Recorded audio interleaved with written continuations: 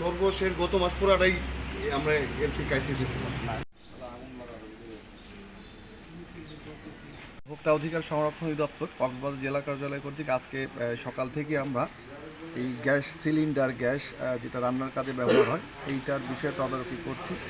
মূলত আমাদের তদারকিটা অনুসন্ধানীমূলক এবং একই সাথে এটা অভিযানও বলতে পারেন।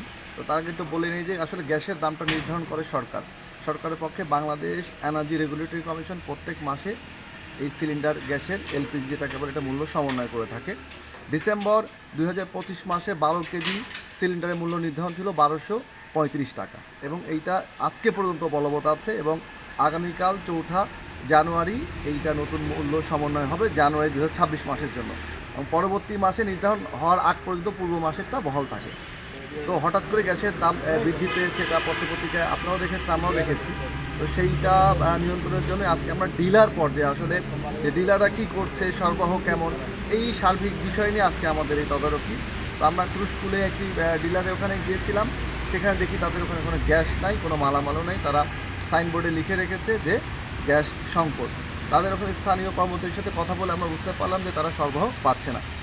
এর পাশাপাশি আমরা স্কুলে মাম্মি এন্টারপ্রাইজ একটা প্রতিষ্ঠানে যাই, সেখানে গ্যাস নাই, কিন্তু তার ভাউচার অ্যানালাইসিস করে পর্যালোচনা করে দেখা যায় যে তিনি যে দামে ক্রয় করেছেন তার চেয়ে অধিক মূল্যে বিক্রি করছেন, যেটা সরকার নির্ধারিত মূল্যকে এক্সিড করেছে এবং তার দৃশ্যমান মূল্য তালিকা ছিল না।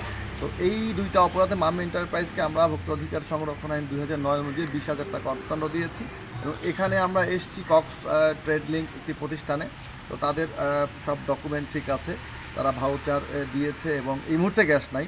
তো আমরা সরেজমিনে দেখলাম তাদের আসলে কোনো গ্যাস মজুদ নাই, তাদের লাইসেন্স সব কিছু মোটামুটি ঠিক আছে, মূল্য তালিকাও একটি আছে। তবে তার এখানে যে ফায়ার সার্ভিসের তার যে ফায়ার এক্সটিংগুইশার সবগুলো মেয়াদ উত্তীর্ণ। তো গ্যাস যেহেতু একটি সেবা আমাদের আইনে, সো এখানে সেবাগুলিতে জীবনও মানে নিরাপত্তা বিপন্ন হতে পারে, এরূপ সম্ভাবনা রয়েছে। এই প্রেক্ষাপটে সতর্কতা হিসাবে এই প্রতিষ্ঠানকে 5,000 টাকা অর্থদণ্ড দেওয়া হয়েছে। তো আমাদের এই অভিযান চলমান আছে এবং এটা জনস্বার্থে চলমান থাকবে।